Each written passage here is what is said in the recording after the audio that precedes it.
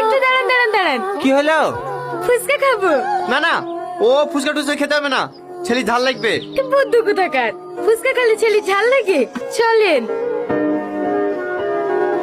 আরে এ মালটাকে টনি রাস্তা থেকে করে লিস বাড়িতে জায়গা দিছে না? হ্যাঁ, বাবা রে, এইটা তো সেই দেখতি রে। এই লেন, আপনি একটা খান। না না, আমি খাবো না। আরে খেয়ে দেখেন না, হেভি টেস্ট। না না, তুমিই খাও। দাঁড়ান, আমি খাই দিছি। লেন, হা করেন। বাবা রে, মেরি তো একবারে বদলি পারছে রে। এরকম মাল পেলে কে জায়গা দেবে না বল? হে আরে সুধা দিদি, এই মালটাকে কদিন আমাদের বাড়িতে থবে কি? কি বললে একবার বল?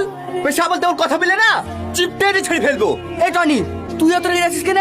ও তোর কে হয়? এভাবে একটা অচেনা মেয়েকে ঘরে ফেরত লোক উল্টো পাল্টা কথা বলবে?